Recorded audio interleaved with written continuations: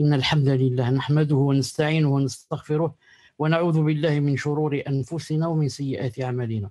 من يهده الله فلا مضل له ومن يضلله فلا هادي له، وأشهد أن لا إله إلا الله وحده لا شريك له، وأشهد أن محمدا صلى الله عليه وسلم عبده ورسوله. يا أيها الذين آمنوا اتقوا الله حق تقاته ولا تموتن إلا وأنتم مسلمون. يا أيها الناس اتقوا ربكم الذي خلقكم من نفس واحدة وخلق منها زوجها وبث منهما رجالا كثيرا ونساء. اتقوا الله الذي تساءلون به والأرحام إن الله كان عليكم رقيبا. يا أيها الذين آمنوا اتقوا الله وقولوا قولا سديدا يصلح لكم أعمالكم ويغفر لكم ذنوبكم، ومن يطع الله ورسوله فقد فاز فوزا عظيما. ألا إن أصدق الكلام كلام الله، وخير الهدي هدي محمد عليه الصلاة والسلام، وشر الأمور محدثاتها، وكل محدثة بدعة، وكل بدعة ضلالة، وكل ضلالة في النار. حياكم الله جميعا. الحمد لله. Donc, nous sommes avec le prologue, Inch'Allah Ta'ala. Comme d'habitude, avant de commencer, il y a toujours un préambule. On le voit, Inch'Allah. Donc, samedi 4 Jumada al-Oula 1442, soit le 19 décembre, c'est le 4e cours, bi'idhnillahi subhanahu azza wa jal. Du livre, bien sûr, 4e cours du livre, Al-Mu'taqad al-Sahih, il-Allama Abd Salam ibn Barjas rahimahullah ta'ala, c'est-à-dire la croyance authentique. Un livre, masha'Allah, Cheikh Abd Salam ibn Barjas, qu'Allah subhanahu wa ta'ala lui fasse miséricorde. La transcription de Ibn Youssef, traduction des admins M. Kamal et H. Samir, expliqué par celui que vous entendez, bi'idhnillahi ta'ala, maintenant en direct avec vous. Donc, on avait cité 3 règles importantes dans la Aqidah, Inch'Allah ta'ala. C'est juste pour se remettre dans le bain, Inch'Allah ta'ala, si vous vous rappelez. Donc, la première, que il n'y a dans ce monde que ou bien croyant, ou bien quoi, ou bien kafir. Mécréant ou croyant, il n'y a pas de milieu. Et quelqu'un va dire où sont les hypocrites. Les hypocrites, c'est mécréants. Donc, il y a seulement mécréant ou croyant. Il n'y a pas de milieu. Bi'idhnillahi ta'ala. Ensuite, on a cité l'aya qui prouve bien cela. هو الذي خلقكم فمنكم كافر ومنكم مؤمن والله بما تعملون بصير. C'est lui qui vous a créé. Parmi vous, il y a mécréants et croyants. Allah observe attentivement. Observe parfaitement ce que vous faites. La deuxième règle, tous ceux qui meurent musulmans iront au paradis. Leur dernière demeure sera le paradis, à condition qu'ils meurent musulmans sur le tawhid. Mais ce n'est pas obligé qu'ils aillent directement au paradis. Il est possible que certains, ou alors beaucoup, peut-être, passeront d'abord par l'enfer, qu'Allah subhanahu wa ta'ala nous préserve. Car celui qui rentre au paradis, qui rentre en enfer, une seconde, il sera avilé. Rabbana innaka man tudkhilin nara faqad akhzaytah. Notre Seigneur, quiconque tu fais entrer en enfer, il sera avilé. Tu l'auras avilé. Sauf s'il la pardonne. Sauf s'il la pardonne, c'est-à-dire à qui? À ceux qui, normalement, devaient passer par l'enfer, mais Allah leur a pardonné. Sa miséricorde est très grande. Très grande. Troisième règle, aucun mécréant n'ira au paradis. Même s'il a construit 1000 mosquées, même s'il a fait manger des millions de personnes, même s'il a bâti des immeubles aux gens qui n'avaient pas de maison, des villas somptueuses, aucun mécréant n'ira au paradis. Allah Azza wa Jal, ici dans ce monde, il lui donnera le risque, il lui donnera à boire, à manger. Vous voyez comment les kuffars ils mangent, comment ils vivent. Donc son paradis, c'est ici. Pas de paradis pour le mécréant. Et si quelqu'un dit, un mécréant, il est possible qu'un mécréant aille au paradis, il devient kafir. Parce qu'il contredit les versets. Et s'il doute aussi, il dit peut-être il l'ira, il devient kafir. On avait bien mis une parenthèse que le mécréant dans la science d'Allah subhanahu wa ta'ala. Pourquoi je dis ça? Il est possible que pour toi, telle personne est une mécréante, alors qu'elle ne l'est pas. Donc c'est dans la science d'Allah subhanahu wa ta'ala qu'il est mécréant. Et la preuve, c'est لقد كفر الذين قالوا إن الله هو المسيح ابن مريم وقال المسيح يا بني إسرائيل اعبدوا الله ربي وربكم. Voilà le verset. إنه من يشرك بالله فقد حرم الله عليه الجنة ومأواه النار وما للظالمين من أنصار. Ce sont certes des mécréants ceux qui disent en vérité Allah c'est le Messie, fils de Marie, c'est-à-dire ce qu'ils appellent Jésus. Alors que le Messie a dit, c'est-à-dire Isa a dit, ô enfants d'Israël, adorez Allah, mon Seigneur et votre Seigneur. M'adorez pas moi, adorez Allah. Naam. Quiconque associe à Allah d'autres divinités, Allah lui interdit le paradis. Et son refuge sera le feu. Et pour les injustes, pas de secours. Aussi le verset إن الذين كذبوا بآياتنا واستكبروا عنها لا تفتح لهم أبواب السماء ولا يدخلون الجنة حتى يلج الجمل في السم الخياط وكذلك نجزي المجرمين. Pour ceux qui traitent de mensonges nos enseignements et qui s'en écartent par orgueil, les portes du ciel ne leur seront pas ouvertes et ils n'entreront pas au paradis. Ils n'entreront au paradis que quand le chameau pénètre dans le chat de l'aiguille. Alors que c'est impossible qu'un chameau pénètre par le trou de l'aiguille, comme c'est impossible qu'un mécréant aille au paradis. Ainsi, rétribuons-nous les criminels. Ensuite, on avait parlé du tawhid.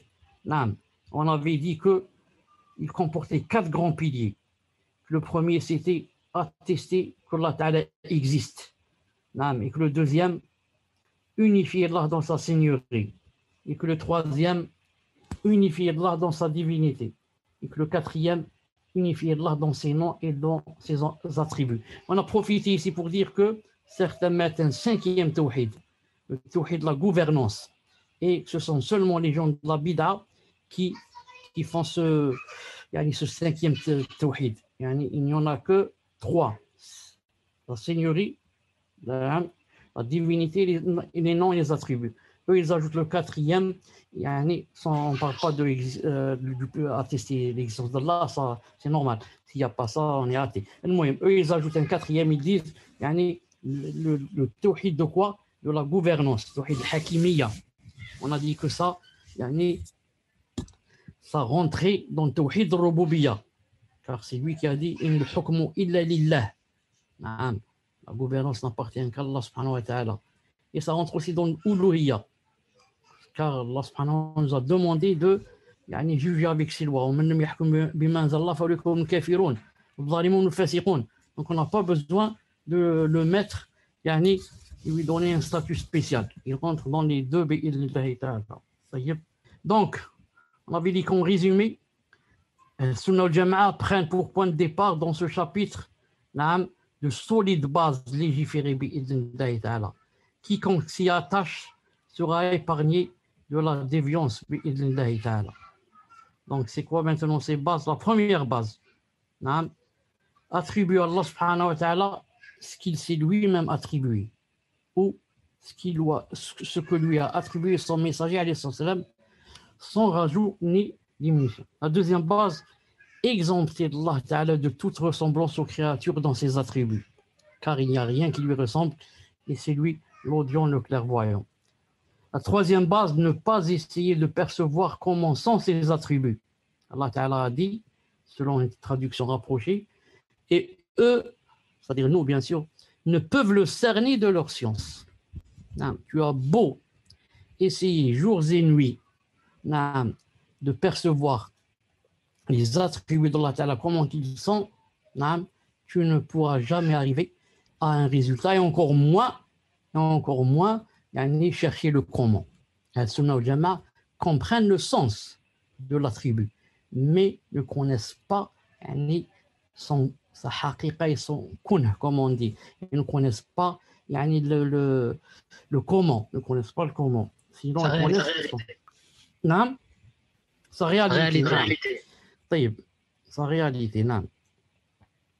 Donc, qu'est-ce qu'il y a ici? Il a dit... Donc, voilà une règle d'ordre de Sunnah al-Jama'a. Ils attestent, ils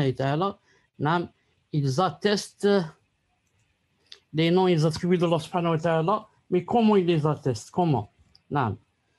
Premièrement, sans reniement. Quand on lui dit Allah subhanahu wa ta'ala descend, ou bien une main, ou bien deux mains, ou bien deux pieds, ou bien d'après ce qu'il y a dans les versets et les hadiths, ils ne disent pas non, c'est pas vrai, il n'y a pas ça. Ça s'appelle le reniement. Ta'til, certains l'appellent le dépouillement. Non. Mais plutôt, ils acceptent le sens apparent. Non. Deuxièmement, comment aussi? Sans falsification. Non tahrif. Ils ne disent pas d'accord. Allah Ta'ala a une main, mais yani, la main veut dire le bienfait, la ni'ma, ou bien veut dire la puissance. Non, sans falsification. La main, c'est la main. Sauf que je ne sais pas comment qu'elle est. Je ne connais pas le comment. Sans ressemblance. Ils ne disent pas d'accord, Allah a une main, donc c'est comme ma main. Non, sans ressemblance. Ni un attribut de moi ressemble à Allah, ni un attribut d'Allah peut ressembler à un de mes attributs. Non. Sans expliquer le comment. Jamais ils ne cherchent, c'est quoi, le comment. Et encore moins, ils ne l'expliquent. Ils ne connaissent même pas c'est quoi le comment, alors comment l'expliquer. Et quand on dit qu'ils ne connaissent pas le comment, ça ne veut pas dire qu'Allah Ta'ala n'a pas un comment. Il a un comment, mais seul lui le connaît, ce comment. Nous, on ne le connaît pas. Et on qiyamah, Allah Ta'ala, s'il veut, nous montrera bi'idhnillahi ta'ala. Non. Non, juste une annonce ici pour vous rappeler, Inch'Allah Ta'ala. Tfaddal, Samir. Comme c'est stipulé sur l'écran du cheikh, et comme on vous l'a précisé la fois précédente, il faut, Inch'Allah Ta'ala, mettre à jour votre version Zoom en mettant la plus récente. Donc, comme c'est stipulé sur le message, il y a deux façons de mettre à jour votre interface Zoom selon votre mode, l'outil sur lequel vous êtes connecté. Si c'est sur ordinateur, il vous suffit de suivre la procédure sur l'image affichée, celle qui est à droite. Donc, la première image en haut à droite, on voit l'interface Zoom, son entrée, on va dire. Ensuite, en haut à droite, il faut cliquer là où il y a votre image de profil. Donc là, sur l'image, forcément, il y a une image noire parce que j'ai une image noire, mais vous allez retrouver votre image principale. Vous cliquez dessus. Ensuite, vous allez arriver sur l'image qu'on a juste en dessous, et il faudra cliquer sur vérification des mises à jour. Là, Zoom va faire une sorte de recherche en vérifiant si vous avez la version la plus récente. Inch'Allah Ta'ala. Si ce n'est pas le cas, ils vont vous proposer une mise à jour à effectuer. Ensuite, vous avez la deuxième façon de mettre à jour si vous êtes connecté sur mobile. Alors là, c'est simple, alhamdulillah. Vous vous connectez sur votre interface d'application, Play Store, Apple Store ou autre, et vous effectuez la mise à jour. Aussi simple que cela. Tafaddal, Cheikh. Jazakallahu anna khairan. Donc aujourd'hui, c'est l'unicité des noms et des attributs. Non, l'unicité des noms et des attributs, c'est la suite et le dernier cours par rapport à ce chapitre, yani Tawhid al-Asma wa al-Sifat, bi'idhnillahi subhanahu wa ta'ala, qu'Allah subhanahu wa ta'ala nous aide, qu'Allah azza wa jal nous facilite. Non. Donc, la parole est à toi, Al-Kamal, tfaddal. أحسن الله إليكم. ذكر صفة الاستواء على العرش، فمن صفاته تعالى ما نص الله تعالى عليه بقوله الرحمن على العرش استوى في مواضع من القرآن، فيستفاد منها إثبات استواء الله على العرش استواء حقيقيا نعرف معناه ونجهل كيفيته. L'attribut de l'établissement au-dessus du trône. Parmi ces attributs ta'ala, ce qu'Allah a formellement indiqué par sa parole, selon une traduction du sens, le tout miséricordieux qui s'est établi au-dessus du trône, et cela à plusieurs endroits du Coran. L'auteur, rahimahullah ta'ala, dit, parmi ces attributs, ce qu'Allah a formellement indiqué par sa parole, le tout miséricordieux Rahman, al-Arsh istawa, qui s'est établi au-dessus du trône. D'après l'auteur, rahimahullah ta'ala, yani, attesté, yani, prouvé qu'Allah subhanahu wa ta'ala s'est établi au-dessus du trône, il a dit que cela a été cité à plusieurs endroits du Coran. Mais il n'a pas dit exactement où ça a été cité. Et, alhamdulillah, après des recherches, Inch'Allah ta'ala, ça a été cité dans sept endroits du Coran, bi'idhnillahi ta'ala. Voici le premier, on va les citer les 7, Inch'Allah ta'ala. الآية الأولى قال تعالى إن ربكم الله الذي خلق السماوات والأرض في 6 أيام ثم استوى على العرش يغشي الليل النهار يطلبه حثيثا والشمس والقمر والنجوم مسخرات بأمره ألا له الخلق والأمر تبارك الله رب العالمين. سورة الأعراف الآية 54 و 55. Votre Seigneur, c'est Allah qui a créé les cieux et la terre en 6 jours. Puis s'est établi istawa ala al-arsh sur le trône. Il couvre le jour de la nuit qui poursuit celui-ci sans arrêt. Il a créé le soleil, la lune et les étoiles soumis à son commandement. La création et le commandement n'appartiennent qu'à lui. Toute gloire à Allah, Seigneur de l'univers. Al-A'raf 54 à 55. Ahsan, ça c'est le premier endroit, c'est-à-dire le premier verset. الآية الثانية قال تعالى إن ربكم الله الذي خلق السماوات والأرض في 6 أيام ثم استوى على العرش يدبر الأمر ما من شفيع إلا من بعد إذنه ذلكم الله ربكم فاعبدوه أفلا تذكرون. سورة يونس الآية الثالثة. Votre Seigneur est Allah qui créa les cieux et la terre en 6 jours. Puis s'est établi istawa sur le trône, administrant toutes choses. Il n'y a d'intercesseur qu'avec sa permission. Tel est Allah, votre Seigneur. Adorez-le donc. Ne réfléchissez-vous pas? Yunus, verset 3. الآية الثالثة. كمل وش بيك؟ نعم قال تعالى الله الذي رفع السماوات بغير عمد ترونها ثم استوى على العرش وسخر الشمس والقمر كل يجري لأجل مسمى يدبر الأمر يفصل الآيات لعلكم بلقاء ربكم توقنون. الرعد الآية الثانية. نعم. Allah est celui qui a élevé bien haut les cieux sans piliers visibles. Il s'est établi istawa sur le trône et a soumis le soleil et la lune, chacun poursuivant sa course vers un terme fixé. Il règle l'ordre de tout et expose en détail les signes afin que vous ayez la certitude de la rencontre de votre Seigneur. Ar-Ra'd, verset 2. Subhanallah. Il expose en détail les signes afin que vous ayez la certitude qu'il existe et que vous allez le rencontrer. Les signes religieux, le Coran et la Sunna, c'est plein de signes. Et les signes universels, les montagnes, le soleil, la terre, la pluie, les oiseaux, les couleurs, Regarde en face de toi, à ta droite, à gauche, au-dessous de toi, lève tes yeux vers le ciel. Tout cela, ce sont des signes. Il n'y a que l'aveugle qui veut s'aveugler, qui veut encore s'aveugler, qui ne peut pas voir. Qui ne peut pas voir que tout, subhanallah al-azim, ce sont c'est pas des indices, des preuves indubitables. De quoi? De l'existence d'Allah subhanahu wa ta'ala. Allahu akbar. Il n'y a que l'aveugle qui ne voit pas ça. L'aveugle, il a quoi? Ou qui veut s'aveugler, il a un voile dans son cœur, donc il ne voit pas. Tu lui regardes, subhanallah, les cieux, cette beauté, ces montagnes, je ne sais pas quoi, la pluie, le vent, les fleurs, il te dit non, ça c'est naturel, c'est venu comme ça. Reste donc comme ça, reste. Demain tu vas mourir, tu vas voir, reste. Non. تفضل.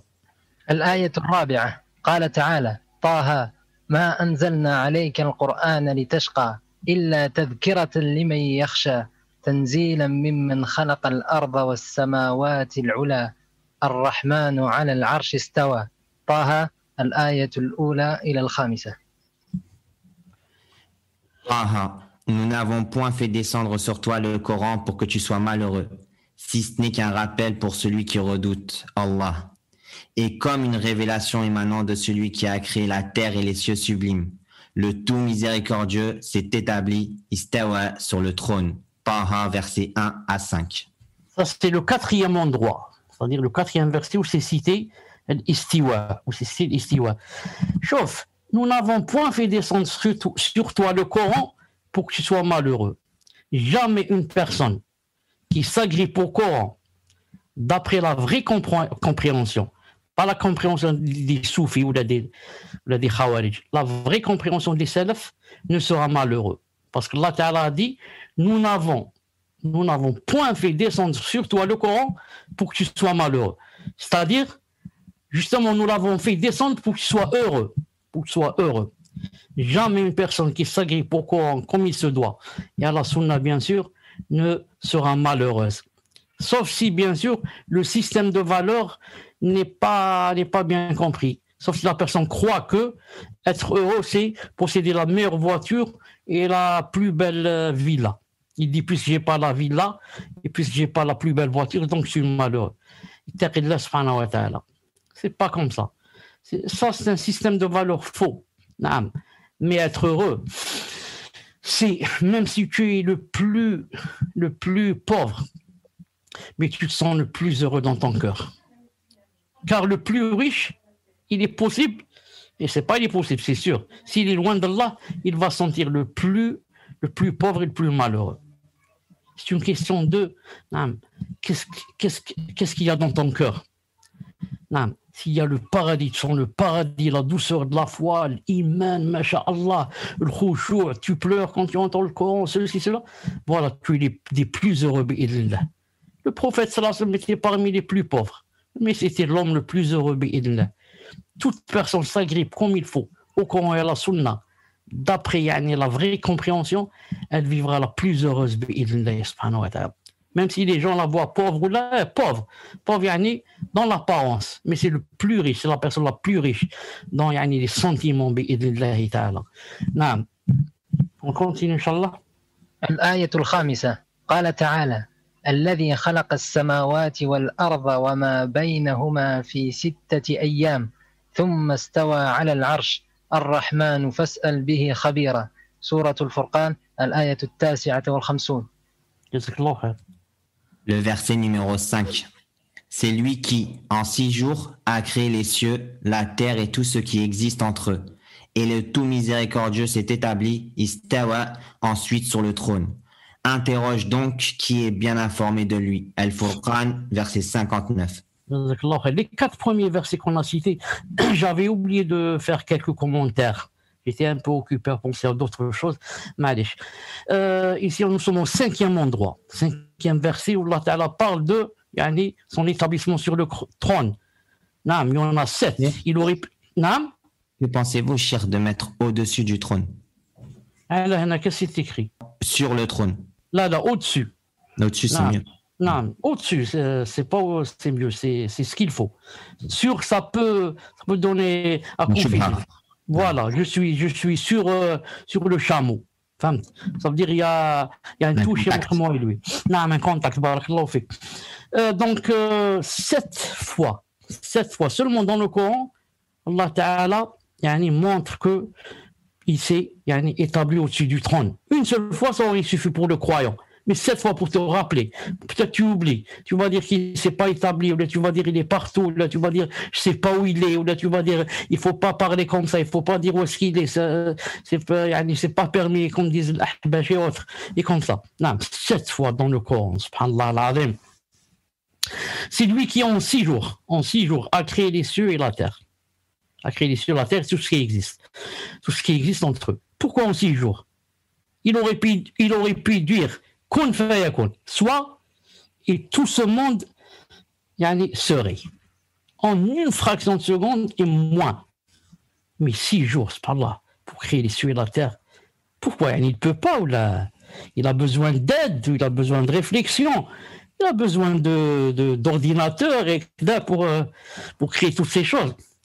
Les savants disent, pour que nous prenions cela en modèle, on ne doit pas se hâter. Allah Ta'ala qui peut en une seconde tout créer a fait exprès et laissé 6 jours pour la création. Pourquoi nous, on se hâte comme ça dans nos projets? Il faut que ça soit vite. En une seconde, on fait tout. Non, doucement. Comme on dit qui va doucement, va sûrement bi'idhnillahi ta'ala. C'est ce qu'on pris comme faïda les savants de ce verset bi'idhnillahi ta'ala. On revient en marche arrière. J'ai dû toucher quelque chose. On dit à quel verset? Celui-là. نعم. تفضل. الآية 6 قال تعالى الله الذي خلق السماوات والأرض وما بينهما في 6 أيام ثم استوى على العرش ما لكم من دونه من ولي ولا شفيع أفلا تتذكرون سورة السجدة الآية 4. أحسنت. Traduction rapprochée du 6e verset. Allah qui a créé en 6 jours les cieux et la terre et ce qui est entre eux. Ensuite, il s'est établi istawa au-dessus du trône. Vous n'avez en dehors de lui ni allié ni intercesseur. Ne vous rappelez-vous donc pas? As-Sajda, verset 4. Donc il montre que c'est en 6 jours. Il s'est établi au-dessus du trône. C'est mieux que sur le trône, au-dessus du trône. On va voir dans le cours maintenant, on va voir, Inch'Allah Ta'ala, qu'est-ce que ça veut dire il s'est établi au-dessus du trône. Naam, bi'idhnillahi ta'ala. Tfaddal.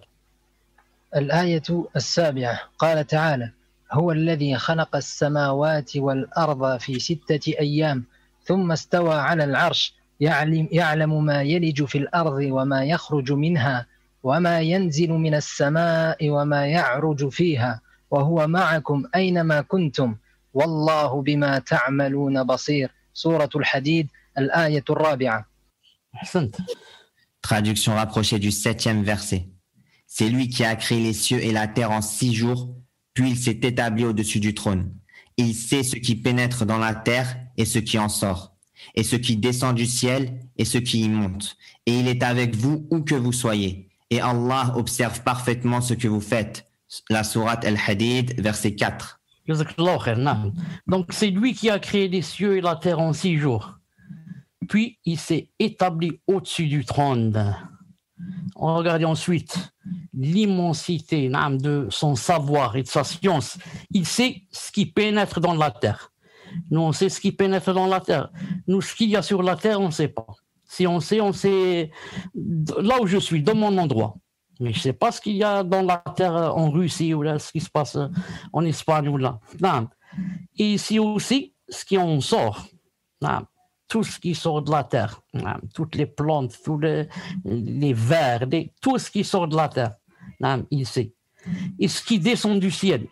Tout ce qui descend. Non. Ou qu'est-ce qu'on voit ce qui descend du ciel? On voit seulement la pluie peut-être. Non.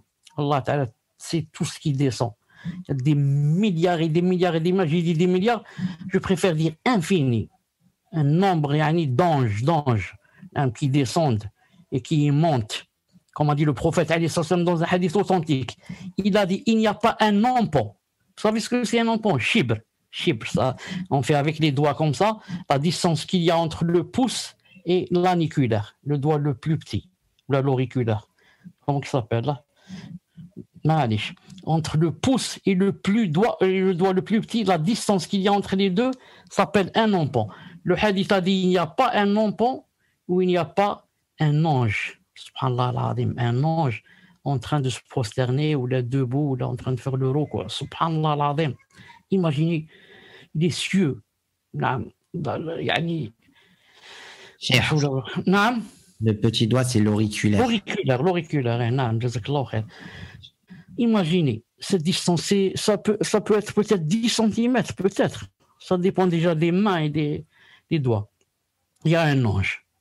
Imaginez les cieux, combien ils sont larges, combien ils sont longs, combien ils sont grands. Imaginez combien il doit y avoir d'anges. C'est pour ça qu'Allah Ta'ala dit وَمَا يَعْلَمُ جُنُودَ رَبِّكَ إِلَّا هُوَ.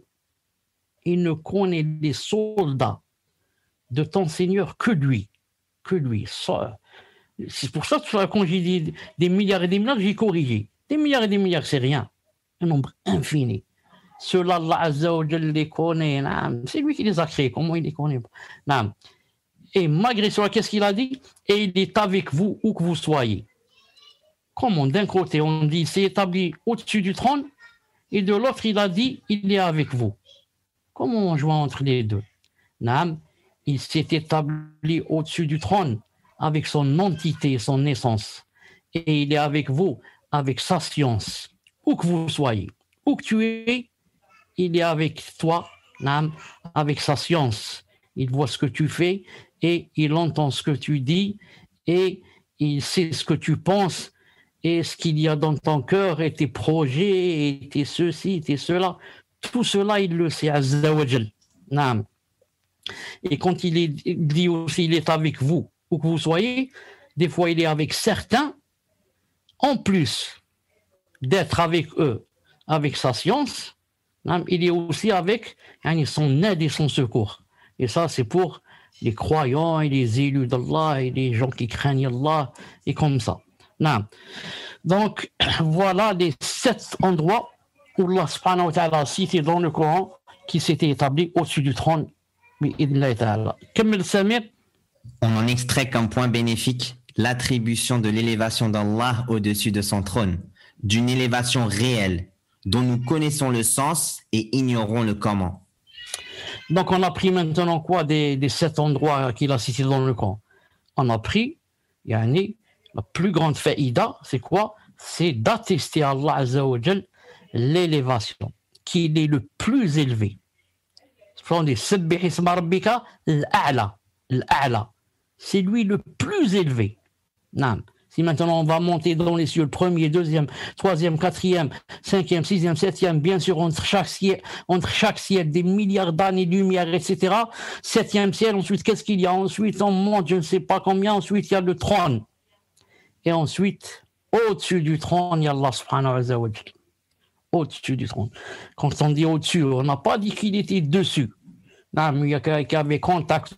On ne cherche pas à comprendre ça. On dit que au-dessus du trône, il y a Allah subhanahu wa ta'ala. Il n'y a pas plus élevé que Allah subhanahu wa ta'ala. Sabbih isma rabbika al-a'la. Al-a'la, le plus élevé.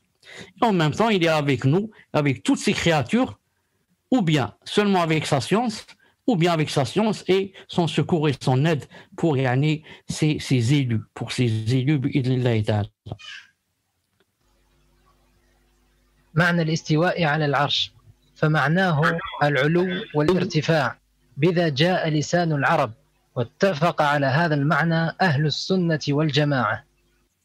Le sens de l'élévation au-dessus du trône. Son sens est la hauteur et l'ascendance. C'est avec cela qu'est venue la langue des Arabes. Les gens de la Sunna et du groupe sont unanimes sur ce sens. Allah Azza wa Jal, c'est plus haut, le plus élevé. Naam. Il n'y a pas plus élevé qu'Allah subhanahu wa Jal. C'est impossible. C'est impossible. C'est lui le créateur. Naam. Tous les autres qu'il a créés sont au-dessus de lui. Naam. Les caméras يدوروا. Allah al-Musta'an. Allah al-Musta'an. حسبنا الله ونعم الوكيل. عدم معرفة كيفية الاستواء. أما كيفية هذا الاستواء فلا يعلمه إلا الله وحده لا شريك له. ذكر صفة السمع والبصر. La non-connaissance du comment de l'élévation. Quant au comment de cette élévation, personne ne le connaît en dehors d'Allah, seul, sans associé. Et maintenant, si quelqu'un va dire c'est quoi, c'est comment cette élévation, comment il s'est élevé, de quelle manière, on va dire ça, personne ne le connaît en dehors d'Allah. Donc, ne pose pas de questions sur des choses qui n'ont pas de réponse, car tu perds ton temps. Va apprendre quelques versets, va apprendre des hadiths, va lire des livres de din, écouter des audios, c'est beaucoup mieux pour toi. Non, mais demander et poser des questions sur des choses qui n'ont pas de réponse. Le prophète, s'il était vivant, tu lui aurais posé la question, il t'aurait dit, ou bien il aurait fait une doua, il aurait dit Rabbi zidni ilma. Wesh kayn? Naam, chef. Attendez, chef, très pas. Qu'est-ce qui se passe? Le son. واحد ايفون 5 كان عنده المايك سبحان الله. ما باش علاش بالك صار باك شيخ. معليش خلاص الشيخ. الحمد لله. خلاص الحمد لله شيخ تفضل. وكي اذا كان عنده المايك نحيه خرجوا من نحيته خلاص نحيته. لا راه يلعب بالمايك هنا خرجوا. Voici, j'ai choisi une parole de l'imam Malik rahimahullah ta'ala à bien retenir par rapport aux attributs d'Allah Azza wa Jal. Imam Malik rahimahullah ta'ala. فهمت؟ تفضل يا. نعم. جاء في التمهيد لابن عبد البر والذخيرة للقرافي قال رجل لمالك أبا. لحظة القرافي القاف بالفتح.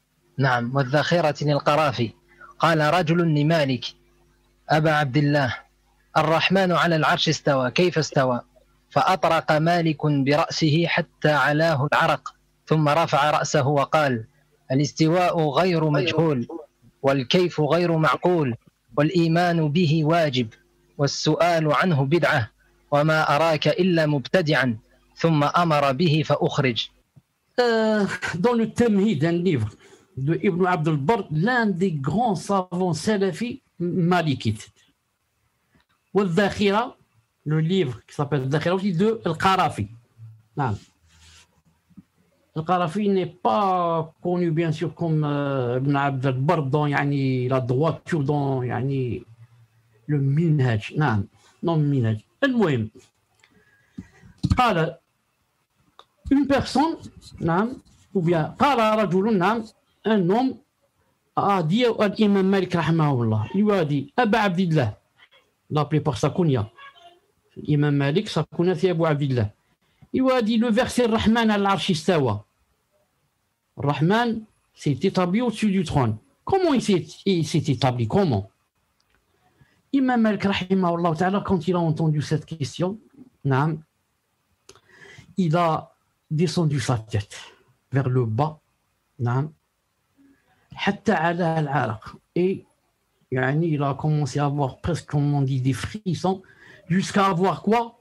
La sueur qui coulait de son front. Une grande sueur a commencé à couler de lui. Il est resté comme ça quelques instants, je ne sais pas combien exactement. Ensuite, il a levé la tête. Et il a répondu à la personne qui lui a demandé comment le Seigneur s'est établi au-dessus du trône. Il lui a dit, l'établissement au-dessus du trône n'est pas inconnu. C'est quelque chose de connu. Quant à comment il s'est établi, il n'y a rien dans la raison qui puisse montrer cela. Ce n'est pas connu. Mais croire en cela et attester l'établissement de l'Azza au-dessus du trône est une chose obligatoire. Et le fait de poser cette question, comment il s'est établi, chercher le comment, ça rentre dans la bid'a. Et je ne pense et je ne vois que tu es quelqu'un de la bid'a, des gens de la bid'a. En parenthèse, il veut dire que ce sont eux qui posent ce genre de questions. Ou bien lui, il a amarabi, ou bien, ensuite, l'imam, qu'est-ce qu'il a fait? Il a dit, faites-le sortir de mon assise. Chassez cette personne de mon assise. Donc, on va prendre ici beaucoup de choses importantes. Imam Malik, rahimahullah ta'ala, quand cette personne lui a demandé comment Allah ta'ala s'est établi au-dessus du trône, il est rentré dans une situation, vraiment, il l'a mis dans l'embarras. Il n'a jamais entendu quelqu'un avant lui poser cette question. Il s'est étonné. Il a baissé la tête, il a commencé à suer. Ya Rab, c'est quoi cette question? Et comment vais-je répondre à cette personne? Jamais une personne ne m'a posé cette question, ni les salafs m'ont posé cette question avant lui. Non, il lui a dit, écoute, istiwa, l'établissement au-dessus du trône, dans lequel tu cherches la réponse, il n'est pas inconnu. Il est connu qu'Allah subhanahu wa ta'ala. D'ailleurs, il y a 7 versets, au moins dans le Coran. Mais la façon et le comment n'est pas connu. Ce n'est pas connu. Mais apprends que c'est obligatoire d'attester que Allah Ta'ala est au-dessus du trône. Wajib. Si tu n'attestes pas, tu as fait des péchés. Si tu dis qu'il n'est pas au-dessus du trône, tu as fait des péchés. Certains vont même jusqu'à faire le takfir de celui qui dit qu'il n'est pas au-dessus du trône. Mais quand on dit qu'ils font le takfir, bien sûr, c'est pour les gens qui, tu lui ramènes tous les détails, tous les versets et tous les hadiths, il ne veut pas les croire. Et c'est ensuite les savants qui font le takfir, c'est pas nous. Le takfir, le tafsir, le tabdi'. Ça, on le laisse aux savants. Nous, on est des talabas, on apprend, c'est tout. On apprend, bi'idnillahi ta'ala. Ensuite, quatrième base, il y a des bases ici. Quatrième, 1, 2, 3, 4. Il lui a dit, su'al anhu bid'a. Poser une question pareille sur le comment, c'est bid'a. Ça rentre dans la bid'a. Non.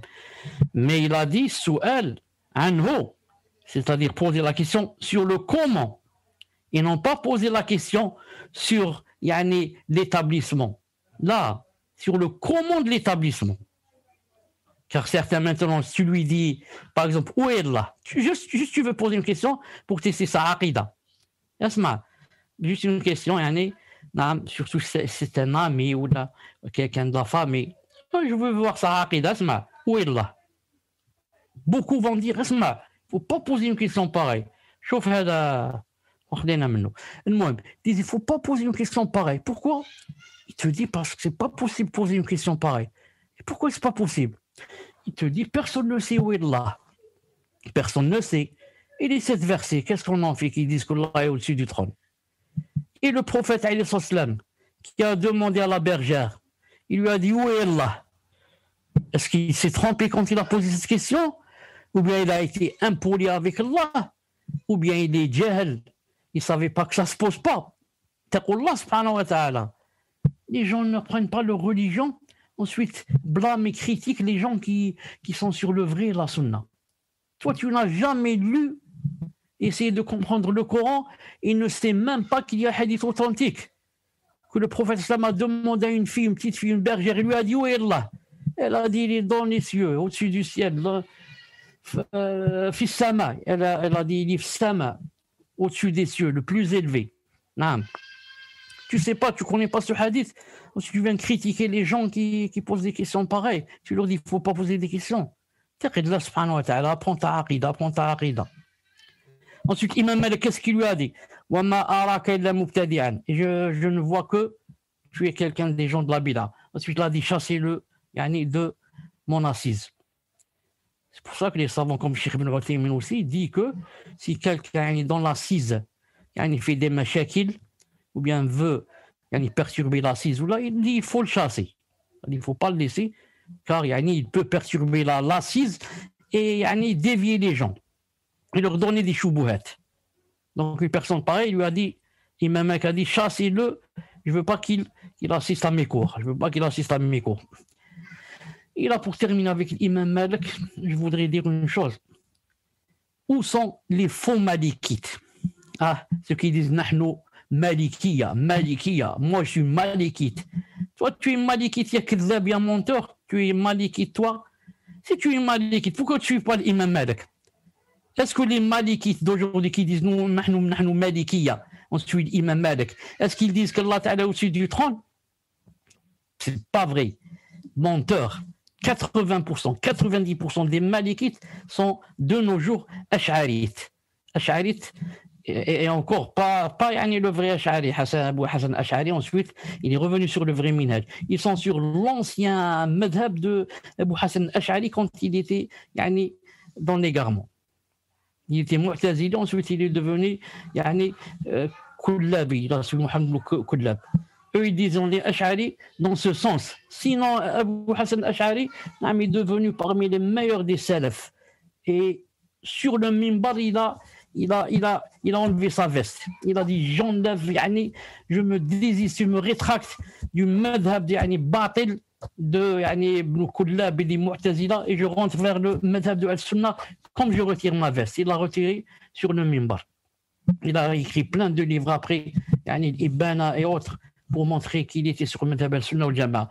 Maintenant, les Maliki disent, je suis Maliki, et tu es Maliki toi. Tu n'es pas Maliki, tu es Ash'ari, tu mens. Je te donne la preuve. L'imam Malik, regarde ce qu'il a dit. Ar-Rahman wa ala al-Arsh istawa. Il a dit, celui qui ne dit pas comme ça, allez, chassez-le de mon assise. Car l'iman bihi wajib, c'est obligatoire de croire en cette chose, qu'Allah est au-dessus du trône. Et bien maintenant, il te dit, je suis malikite. Arrête de mentir. Quel malikite? Toi, tu es malikite. Tu es ash'ari, tu n'es pas malikite. Regarde Ibn Abd al-Barr, l'un des grands savants malikites. Comment il cite ça. Voilà, si tu es malikite dans le sens tu suis Ibn Abd al-Barr et les grands savants malikites qui étaient sur la salafiyya, d'accord. Mais maintenant, 90% à 95% même des malikites sont des ash'arites. Qu'Allah Ta'ala nous préserve. طيب on continue إن شاء الله. ذكر صفة السمع والبصر ومن ذلك أيضا قول الله تعالى إن الله كان سميعا بصيرا فيستفاد من هذه الآية ونحوها إثبات صفة السمع لله والسمع لغة العرب إدراك الأصوات. Les attributs de l'ouïe et la vue. parmi ses attributs aussi, la parole d'Allah Ta'ala, selon une traduction du sens, Allah est celui qui entend et voit tout. On apprend de ce verset hébreu l'attribution de l'attribut de l'ouïe d'Allah. L'ouïe dans la langue des Arabes est la perception des sons. Une seconde, j'ai oublié une chose, je reviens un peu marche arrière. Naam. Si je peux revenir. Attendez, j'enlève c'est ce هذا qui me gêne. Comment on le dit هذا Non, هكذا. طيب. Quand on a parlé de l'istiwa à l'arche, vous m'entendez, Samir? On vous entend beaucoup mieux là, subhanallah. Alhamdoulilah. Quand on parlait de l'istiwa à l'arche, établissement au-dessus du trône, qu'on avait dit que c'était obligé de l'attester, cet attribut qu'on a au-dessus des créatures, au-dessus de son trône. On avait montré la parole d'Imam Malik, Ibn Abd al-Barr, al-Qarafi, et que les salafs, tous étaient d'accord et unanimes sur l'attestation de ce que vient de citer. Je vais vous citer maintenant ce qu'a dit par exemple Cheikh Ben Baz, rahimahullah ta'ala, par rapport à quelqu'un qui nie et dit que Allah ta'ala n'est pas au-dessus du trône. J'ai pris Cheikh Ben Baz, rahimahullah, comme modèle. Sinon, tous les savants salafis sont sur le même chemin que Cheikh Ben Baz, rahimahullah ta'ala. Mais il n'y a pas les moyens de les citer tous. J'ai choisi Cheikh Ben Baz, rahimahullah ta'ala. طيب. Ça, c'est un Soudanais. Samir, vous voyez avec moi? Masha'Allah. Quelqu'un lui a posé une question, il lui a dit voilà, Khona, il pose une question, il a dit, un Soudanais, voilà, un Soudani. Il a dit, Jara bayni wa bayna ahad al-ikhwan niqash. Il y a eu une confrontation, une polémique, discussion entre moi et un frère, un des frères. Pas mon frère de sang, un frère, d'après ce qui suit à peu près, il a dit je lui ai parlé de l'existence d'Allah subhanahu wa ta'ala, il a dit Inna Allah la yattasif bi zaman. Allah subhanahu wa ta'ala, on ne peut pas le décrire avec le temps ni l'endroit. Alors je lui ai cité, le verset Ar-Rahman wal arsh istawa, Taha 5. Il m'a répondu Faqad, innaka kafir.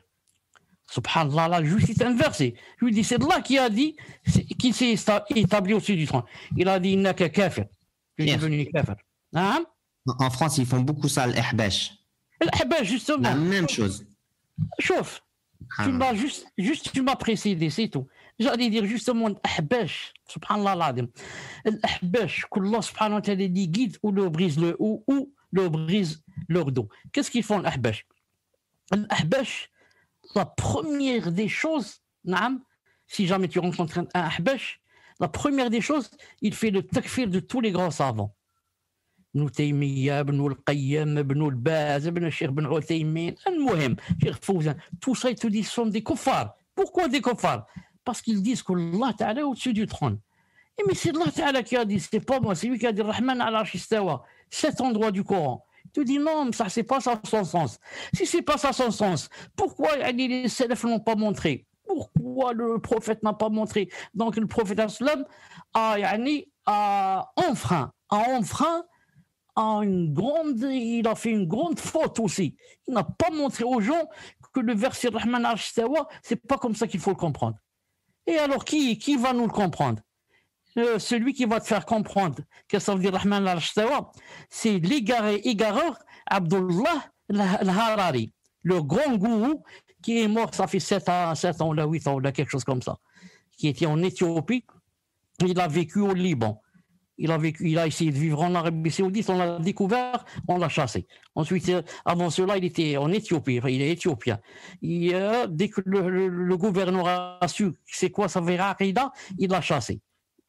Il s'est enfui, il est allé en Arabie Saoudite. Il est resté 2 ou 3 années où là, le gouverneur a eu vent qu'il était présent dans son pays, il l'a chassé. Où est-ce qu'il est allé? Il est allé vivre au Liban. Au Liban, masha'Allah, avec les chrétiens, les juifs, les francs-maçons, les soufis. Masha'Allah, au Liban, fais ce que tu veux, dis ce que tu veux. Enfin, déjà, le gouverneur lui-même, c'est un kafir. C'est un chrétien. Donc, alhamdoulilah, là-bas, ça a proliféré, ça marchandise, ça a marché. Il a construit des écoles. Ensuite, maintenant, il a partout. Aux USA, en France, où tu vas, il y a les ahbash, qu'Allah Ta'ala nous préserve. Rappelez-vous, vous qui êtes en France, ils ont une majalla très connue. HBBP, ou je ne sais pas comment ça s'appelle. Comment ça s'appelle? Un calendrier très connu, un calendrier. Un calendrier très connu à l'ahbash. Attendez, cher, je vais vous trouver le nom tout de suite, très rare. Très connu, ils font de la publicité avec. Il frappe aux portes de maison, il te donne le calendrier. Calendrier, s'il y a parmi les présents quelqu'un qui peut nous donner le nom du calendrier très connu, HBP, ça contient le B et le P à l'intérieur, IBP ou quelque chose comme ça. Samir, tu m'entends? Ferme le micro, je reviens dans une minute. Et cherche en même temps, cherche. D'accord, donc on va la conversation. Il y a quelqu'un avec nous qui s'appelle Fawzi. Tu connais Fawzi du 30 qui était avec moi? نعم كاين فوزي معنا اليوم. شوف له هو يعرف اسمه هذا. شوف. خلاص دوك نبعث له ميساج تيليجرام. السلام عليكم. نعم وعليكم السلام الشيخ فوزي m'a envoyé الشيخ tu n'avais pas IF A. Je l'ai remis, j'ai anticipé Cheikh le micro. Ah d'accord, ça. APBIF. Voilà, APBIF, très connu. Ce calendrier vient frapper aux portes, ils disent on vous rapporte un calendrier. Dès que tu vois quelqu'un parler de ce calendrier, là c'est un hbash. Il faut prendre garde de lui. Alors la personne qui a posé la question, elle a dit, moi, je lui ai cité le verset Rahman al-Ashtawa, il m'a dit tu es kafir. Inna Allah laysa fi sama. Allah ne se trouve pas au-dessus des cieux. Fama hukm al-takfir. Alors, c'est quoi le statut de celui qui a dit cela? Et c'est quoi le statut de celui qui a une aqida pareille? C'est-à-dire qu'il dit qu'Allah Ta'ala n'est pas au-dessus du trône et n'est pas au-dessus des cieux. Et il ne faut pas parler d'Allah, il n'a ni endroit, ni temps, ni... Bien sûr, Allah n'a ni endroit, ni temps. Mais qu'est-ce que tu veux dire par endroit? Si tu veux dire qu'il n'est pas au-dessus du ciel, là, ça mahni. Si tu veux dire par ça endroit, ça mahni. Non. Alors, on va voir ce que va dire Cheikh Ben Baz, rahimahullah. Bismillah ar-Rahman ar-Rahim, wa salatu salam ala Rasulullah sallallahu alayhi wa sallam. Amma ba'd. فهذا الرجل, cet homme, الذي قال لك هذا الكلام, qui a dit cette parole, وأن الله سبحانه وتعالى ليس فوق العرش, et que Allah subhanahu wa ta'ala n'est pas au-dessus du trône, هو الكافر. C'est lui le kafir, pas toi. هو الضال المضل. C'est lui l'égaré, l'égareur. لأنه كذب الله, car il a dit à Allah qu'Allah Ta'ala était menteur. Non. وكذب رسوله. Il dit que le prophète c'est un menteur, car Allah et son prophète ont dit qu'il était au-dessus du trône, bien sûr. Ensuite, là, c'était le verset. Ar-Rahman wa al-Arsh istawa. Et le deuxième verset. Inna rabbakumullahu alladhi khalaqa as-samawati wal ard 7 ayyam thumma istawa al-Arsh. Établi au-dessus du trône. قال هذا الشيخ بن باز dit قال هذا سبحانه. Allah Ta'ala dit cela dans 7 endroits du Coran. 7 parties. وأخبر, et aussi il a informé, il a dit أأمنتم من في السماء, الملك 16. أأمنتم في السماء من في السماء, vous êtes en sécurité de celui qui est dans le ciel. Qui est dans le ciel? Dans le ciel, ça veut dire au-dessus du ciel. Qui est au-dessus du ciel? Allah Ta'ala. ولما جاء رجل بجارية إلى النبي عليه الصلاة والسلام يريد أن يعتقها قال له النبي عليه الصلاة والسلام أين الله؟ قالت في السماء. قال من أنا؟ قالت أنت رسول الله. قال أعتقها فإنها مؤمنة. نعم. Muawiyah ibn al-Hakim, c'est un sahabi. Il avait une esclave, une petite fille, une bergère. Une bergère. Un jour, il a giflé.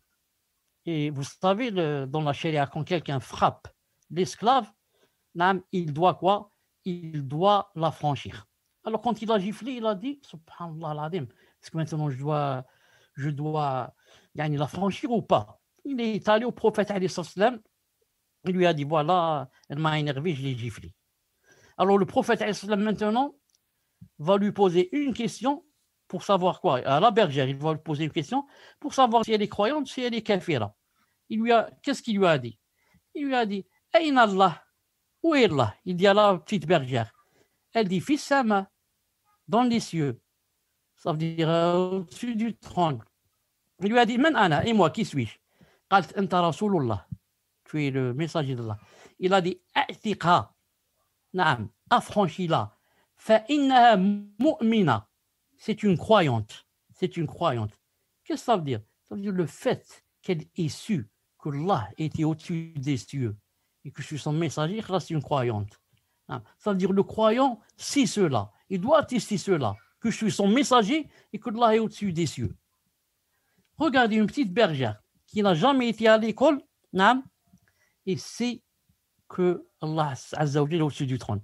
Wadoul Ahbash, tu trouves des docteurs, Zama, en sharia, oh Allah Ibarak, master et doctorat, 3e cycle et 40e cycle, et tu le trouves la personne la plus jahila dans le monde, dans la Aqidah.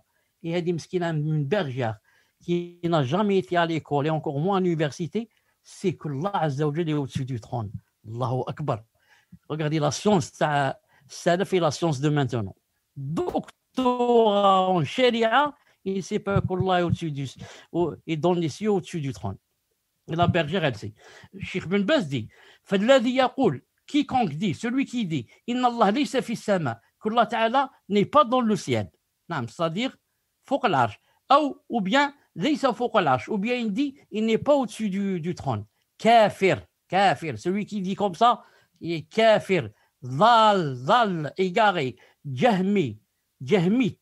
Khabith, c'est un shaitan, khabith. Allah Azza wa Jalla Yusuf, on le décrit, بأنه في السماء, qu'il est dans le ciel. C'est-à-dire au-dessus, bien sûr. وأنه فوق العرش, au-dessus du trône.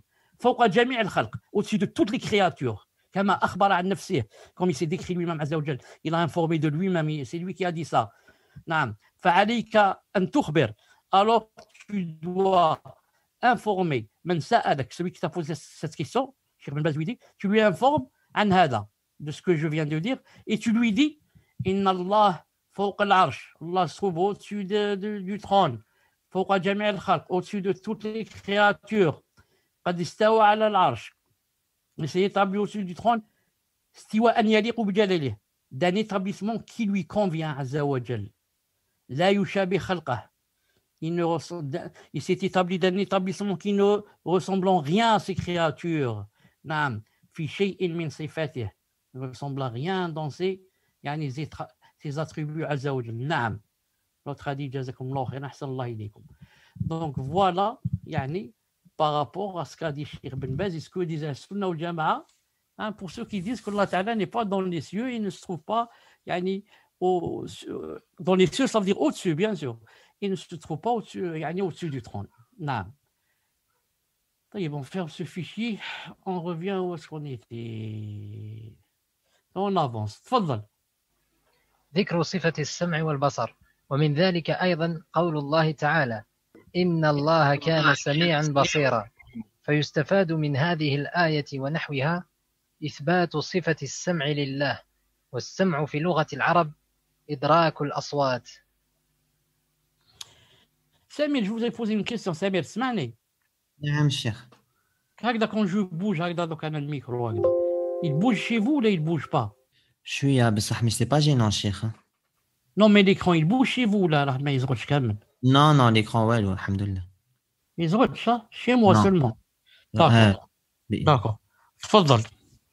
Les attributs de l'ouïe et la vue. Parmi ces attributs aussi, la parole d'Allah subhanahu wa ta'ala, selon une traduction du sens, Allah est celui qui entend et voit tout. On apprend de ce verset et d'autres l'attribution de l'attribut de l'ouïe d'Allah. L'ouïe dans la langue des Arabes est la perception des sons. Maintenant, l'auteur, rahimahullah ta'ala, puisqu'il est en train de parler des noms et des attributs, il a parlé de l'attribut de l'établissement du trône. Maintenant, il passe à l'attribut de l'ouïe et la vue, pour dire que Allah subhanahu wa ta'ala a une ouïe, il entend, et a une vue, il voit. Il a cité le verset, Allah est celui qui entend et voit tout. Donc, on prend de cela l'attribution de l'attribut de l'ouïe d'Allah Azza wa Jal. Et l'ouïe, c'est quoi? C'est connu chez les Arabes. C'est la perception des sons. Allah entend. Reste que, on revient à la règle générale de l'imam Malik, rahimahullah ta'ala, on ne demande pas seulement le comment. Comment il entend? Avec une oreille et le tympan. À l'intérieur du tympan, il y a la balance. Et il y a le sphinx à l'intérieur, je ne sais pas ce qu'il y a. C'est comme ça. On dit Allahu A'lam. On ne cherche pas ça. Ce qui m'intéresse, c'est que là, on entend. C'est dans le Coran et la Sunna. Ensuite, même logiquement, même si les attributs ne se prennent pas de la logique, du Coran et de la Sunna, logiquement, si Allah subhanahu wa ta'ala n'entendait pas, ça veut dire que je peux l'insulter, il ne m'entend pas. Je peux faire la médisance et la calomnie, il ne m'entend pas. Mais Allah subhanahu wa ta'ala entend. À part les versets qu'il y a les hadiths, déjà dans la logique, dans la fitra, dans la prédisposition naturelle que Allah a créée en nous, que Allah subhanahu wa ta'ala entend. Déjà, Allah subhanahu wa ta'ala, quand il blâme les mouchriquins qui adoraient les statues et le veau, il dit, il ne voit pas qu'il n'entend pas, il ne parle pas. Il ne voit pas que le veau ou les statues ne parlent pas, ils n'entendent pas. Donc, ça veut dire, moi, j'entends et je parle. On continue, Inch'Allah. معنى صفة السمع فنثبت لله تعالى سمعا يدرك به الأصوات لا يشبه شيئا من خلق الله ونفوض كيفية ذلك لله تعالى فلا نقول كيف يسمع ولا نخوض في ذلك إذ لم يطلعنا تبارك وتعالى عليه بل استأثر جل وعلا بعلمه. Le sens de l'attribut de l'ouïe. Nous attribuons à Allah Ta'ala une ouïe avec laquelle il perçoit les sons, sans qu'elle, entre parenthèses l'ouïe, ne ressemble en quoi que ce soit à la création d'Allah. Nous déléguons la connaissance de comment est son ouïe à Allah Ta'ala. Ainsi, nous ne disons pas « Comment est-ce qu'il entend ?» Nous ne discutons pas de cela, puisqu'Allah Tabaraka wa Ta'ala ne nous en a pas donné la connaissance, mais il s'est plutôt exclusivement réservé sa science. Toi, pourquoi tu veux te faire des problèmes? Allah Ta'ala ne t'a pas demandé de chercher comment qu'il entend, comment qu'il voit, comment qu'il descend, comment qu'il s'est établi au-dessus du trône, comment qu'il vient Yawm al-Qiyamah, comment qu'il fait ceci, comment qu'il fait cela, comment qu'il est lui. Le comment, il n'y a pas. Il n'y a pas chez Al-Sunnah ou Jama'a le comment. Car c'est une chose qui s'est exclusivement réservée. C'est une science, la science de ces choses. Il l'a laissé spécialement pour lui. Et maintenant, toi, tu veux percer des secrets. Un secret dont il n'y a pas de solution, il n'y a pas de réponse. Et toi, suffis-toi à ce quoi les suffis, les salafs se sont suffis. Les salafs avant toi, le prophète alayhi salam, Omar ibn Khattab, Abu Bakr, Ali, Uthman, Abu Huraira, Ubayda ibn al-Jarrah, ensuite des milliers de sahaba qui étaient presque 18 000, ensuite leurs enfants, tabi'un, ensuite les grands imams, tous les savants, n'ont pas cherché à comprendre cela. Pourquoi tu veux fourrer ton nez dans quelque chose qui ne t'appartient pas, qui n'est pas ton domaine, et qui en plus de cela ne va rien donner et va te faire rentrer dans des ambiguïtés et va te laisser perplexe toute ta vie, errant, ne connaissant pas quoi faire. Beaucoup qui n'étaient pas salafis, des savants qui ont passé leur vie à étudier la science, mais ils n'étaient pas sur la voie des salafs. Qu'est-ce qu'ils ont demandé à la fin, comme Razi, rahimahullah, et d'autres. Si seulement j'avais la aqida d'une vieille, d'une grand-mère de Nisabur. Nisabur, c'est le pays où il vivait, en Russie, Nisabur, comme Kazakhstan, et donc ces endroits-là. Si seulement j'avais une aqida d'une vieille de ma ville. Pourquoi? Parce que la vieille, qu'est-ce qu'il dit? La vieille ne cherche pas à comprendre. Allah existe, Allah c'est le plus beau, Allah c'est le plus miséricordieux, Allah subhanahu wa ta'ala, Yawm al-Qiyamah, il nous fait rentrer au paradis, Allah ceci, ça. Si seulement j'avais cette aqida, pourquoi j'ai perdu des années à chercher des choses dont Allah ta'ala ne m'a pas demandé de chercher? Et regardez maintenant la main, comme disait savant, la main sur son menton, pensif, perplexe, incertain, ne sachant ce qu'il doit faire, ce qu'il doit tester, ce qu'il ne doit pas tester. Tout ça, pourquoi? Il a dévié de la voie des salafs. Tu veux être épargné de la déviance ici dans cette dunya et être au paradis au Qiyamah, suis la voie des salafs. Suis la voie des salafs, c'est tout. Tu vivras ici, masha'Allah, et tu seras là-bas, masha'Allah. Allah Ta'ala promet que quiconque, les croyants, zakar ou unta, soit homme ou femme, s'il fait les hasanat, les bonnes œuvres, en étant sur le droit chemin, bi'idnillahi ta'ala, qu'il le fera vivre ici une bonne vie. لَنُحْيِيَنَّهُمْ حَيَاةً طيبة وحسنة. Que Allah subhanahu wa ta'ala va leur faire vivre une vie agréable ici. Et j'ai expliqué c'est quoi la vie. La vie, la vraie, hein? la vie du cœur. La vie du cœur. C'est pas la vie la Porsche, dernier modèle de la Porsche. Tu peux l'avoir et être le plus malheureux et te suicider à la fin.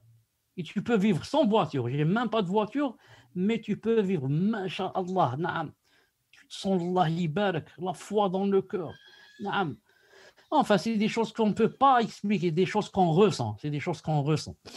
Al-Muhim, ce qu'on veut dire ici, que Allah Azza wa Jal, on lui donne l'attribut de lui et qu'il entend, juste, il entend tout, tout ce qu'on entend, même des choses qu'on n'entend pas nous, lui il l'entend.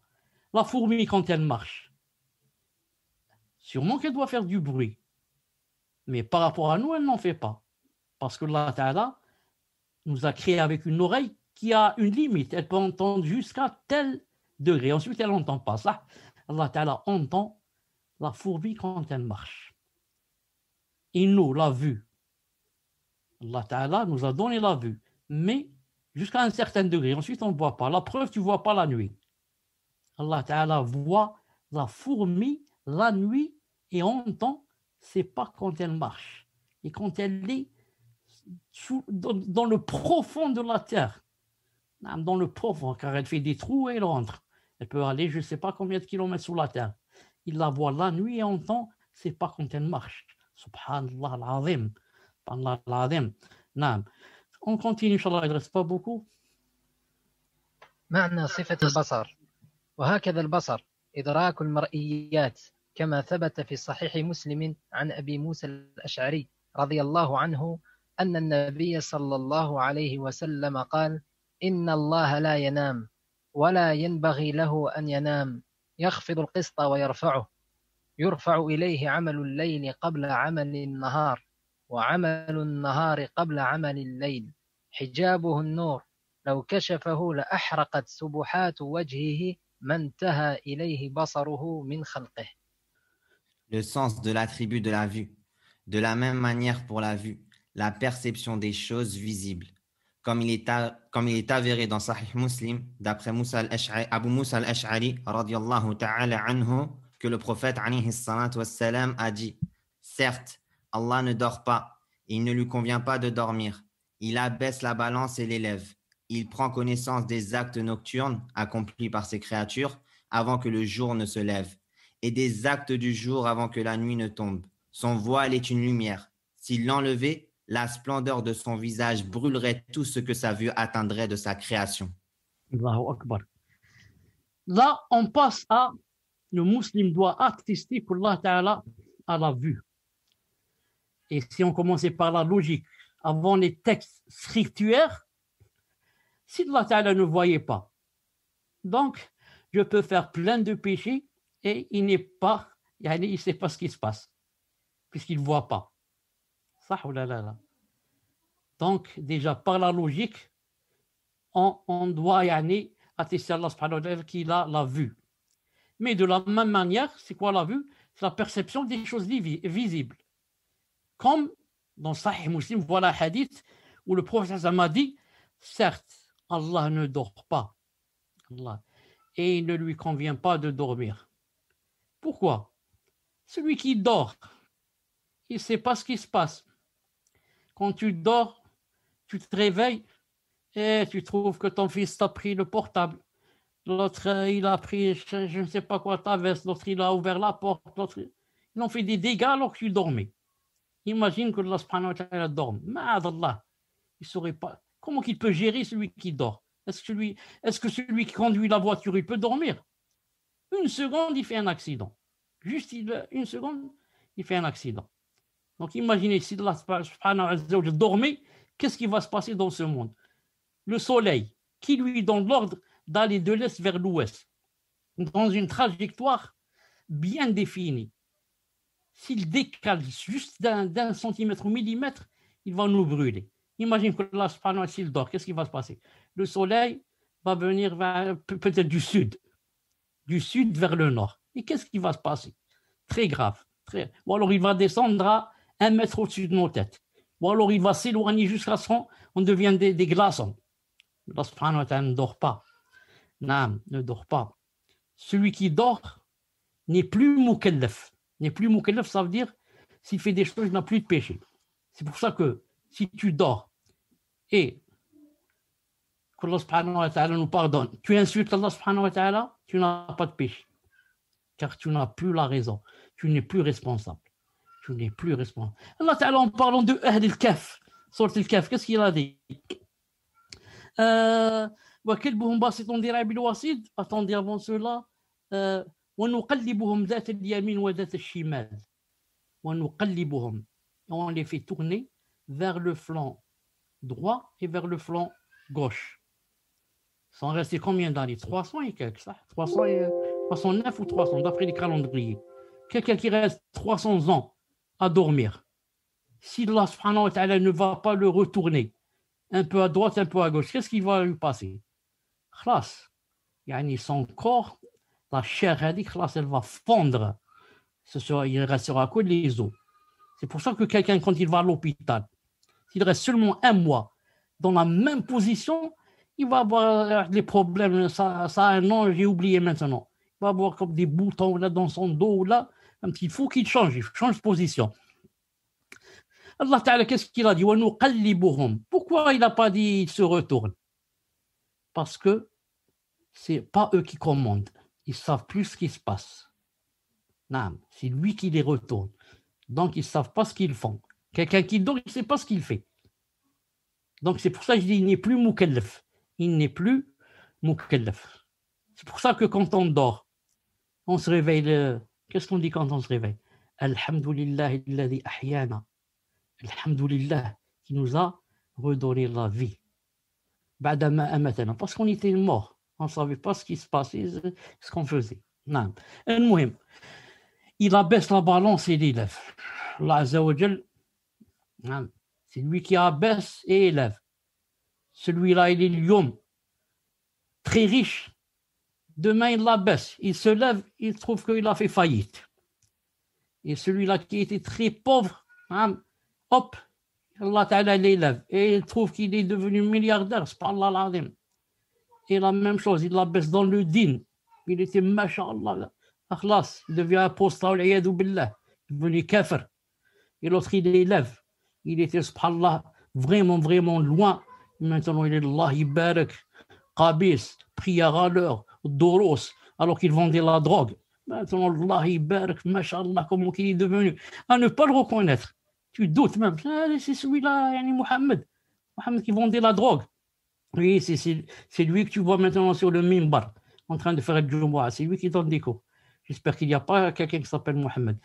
Je parle comme ça donc, en général. Donc, c'est Allah subhanahu wa ta'ala qui abaisse et qui élève. La balance est entre ses mains. Si tu veux qu'il t'élève, et recours à lui. Si tu veux qu'il t'élève, soit matériellement, soit ma'nawiyan. Soit ma'nawiyan, dans la richesse et dans ça. Dans l'iman, revient vers Allah subhanahu wa ta'ala, la balance entre ses mains.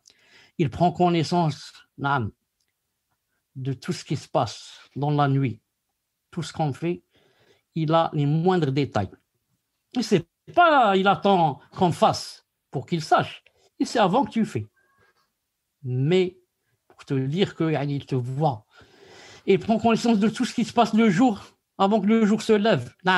Des actes du jour avant la nuit, des actes de la nuit avant le jour. Son voile, il a un voile, Allah Azza wa Jal. C'est quoi? Certains ont dit beaucoup de voiles même. Son voile, c'est quoi? Il y a un voile comme nous, on va prendre un drap, on va mettre un voile autour de nous. Son voile, c'est une lumière. Une lumière indescriptible. On ne peut pas décrire. Incommensurable, qu'on ne peut pas me mesurer aussi.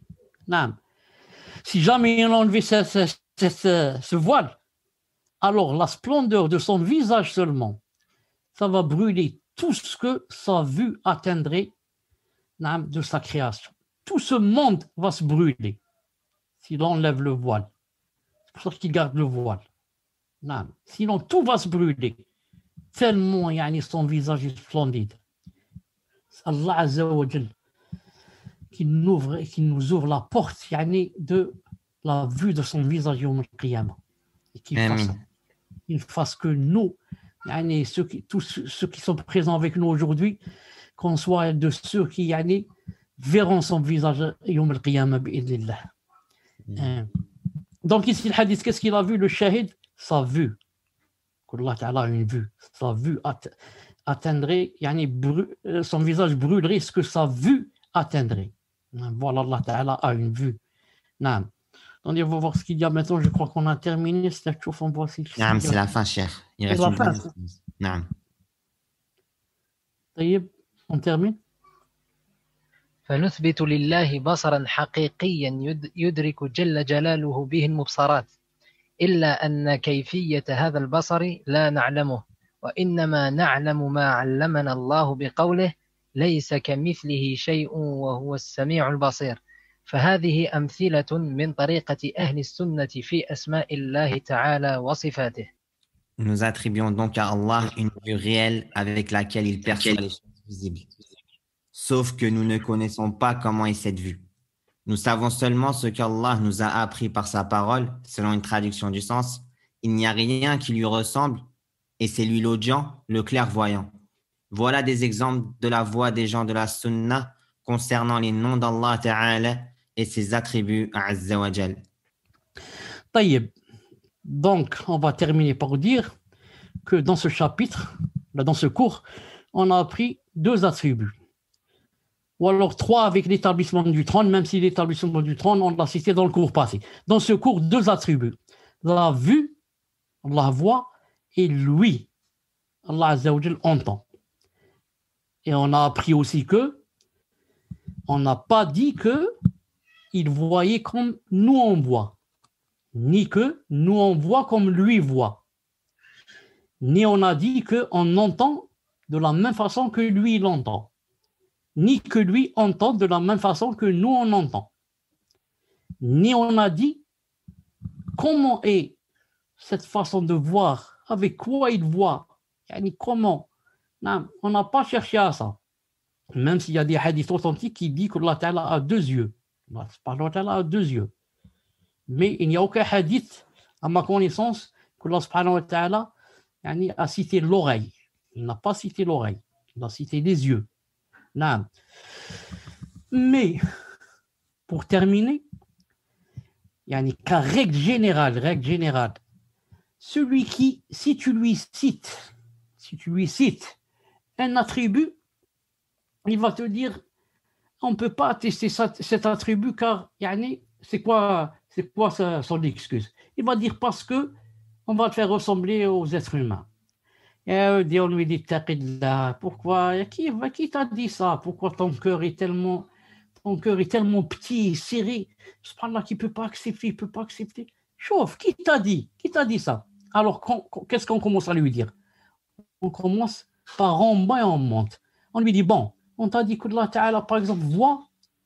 Tu dis que non, parce qu'il ressemble, si on dit il voit, on l'a fait ressembler aux créatures. Alors on commence par en bas avec lui. On lui dit écoute, Allah Subhanahu wa Ta'ala a l'attribut de la vie. Il est vivant ou là il n'a pas? S'il dit Allah Ta'ala n'est pas vivant, on lui dit va faire une tawba, tu es devenu kafir. Tu as dit qu'Allah Ta'ala est mort, il n'est pas vivant. Et s'il dit, si, Allah est vivant, on lui dit, mais attends, tu lui as donné l'attribut des créatures, tu l'as fait ressembler à nous. Nous aussi, on vit. Alors on le met dans l'embarras. Maintenant, il choisit. Ou bien il dit, Allah Ta'ala n'a pas de vie, ne vit pas, il est devenu kafir. Ou bien il sera obligé de dire, Allah Ta'ala vit, a une vie, mais qui ne ressemble pas à notre vie. On lui dit la même chose pour les autres attributs. La même chose, dit qu'Allah Ta'ala a une vue qui ne ressemble pas à notre vue. Dit qu'Allah a une oui qui ne ressemble pas à notre oui. Dit qu'Allah Ta'ala a une descente qui ne ressemble pas à notre descente. Dit qu'Allah Ta'ala a deux mains qui ne ressemble pas à nos deux mains. Et comme ça, dans tous les attributs, dit la même chose par rapport à la vie d'Allah Azza wa Jal, al-hayat. Car si tu dis qu'il n'a pas de hayat, il est kafir. Et si tu dis là al-hayat, nous aussi on est hayat, on a al-hayat. Donc il nous ressemble. Chef, il a une hayat, mais pas comme la nôtre. Nous on a une vie, par exemple, mais qui ne ressemble rien à la vie d'Allah subhanahu wa ta'ala. Parce que notre vie, elle commence par le néant. Il y a quelques temps, on n'existait pas. Celui qui a 25 ans. Il y a 25 ans, il n'existait pas, il était néant. Si Allah Ta'ala n'avait pas voulu créer, il n'aurait pas créé. Celui qui a 31 ans. Il y a 31 ans, il n'existait pas. Naam.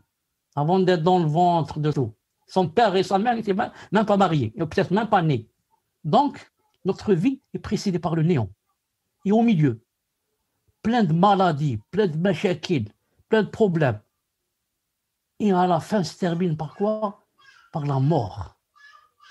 Donc, shift, notre vie ne ressemble à rien à la vie d'Allah, qui n'a pas été précédée par le néant, et qui au milieu n'a rien de mashakil, aucun problème, c'est le plus parfait, et qui ne se termine pas.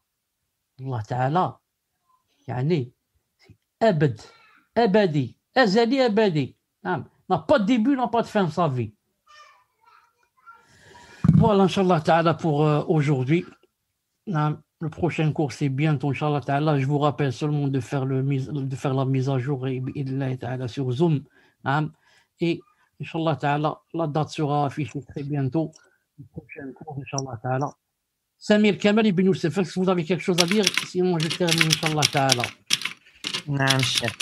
Juste, comme vous l'avez dit, si je peux rappuyer la chose, maintenir cela, c'est concernant la mise à jour. On a pu voir que ce n'est pas tous les élèves qui ont effectué la mise à jour. Parce que malheureusement, les nouvelles fonctionnalités ne sont pas possibles pour tous et toutes. Donc, ça veut dire qu'il y a certaines personnes qui n'ont pas fait la mise à jour. Donc, s'il vous plaît, on vous demande une seule chose. Les cours sont le bab et meftouh, la porte est ouverte, il n'y a pas d'inscription, tout est facilité, walillahi alhamd, grâce à Allah Azza wa Jal. Mais on vous demande une seule chose, faites la mise à jour. Wa jazakumullahu khayra. Barakallahu fikum pour avoir assisté à ce cours. Jazakumullahu khayran. Allah Azza wa Jal puisse raffermir nos cœurs sur la droiture, sur Manhaj al-Sunnah wal-Jama'a et Aqidah de al-Sunnah wal-Jama'a et mourir sur Aqidah de al-Sunnah wal-Jama'a. Et merci beaucoup pour les admins et pour tous ceux qui nous aident pour faire ce cours et nous pas leur caméra pour nous faciliter la tâche. Car chaque fois qu'ils ouvrent la caméra, ça veut dire qu'ils sont en train de perturber, qu'ils le veuillent ou pas. Peut-être qu'ils font ça avec bonne intention, mais ils sont en train de perturber le cours. كل تعالى leur pardon. سبحانك اللهم وبحمدك اشهد ان لا اله الا انت استغفرك واتوب اليك. السلام عليكم ورحمه الله وبركاته. جزاكم الله خيرا. بارك الله فيكم. وعليكم السلام ورحمه الله. احسن الله اليكم.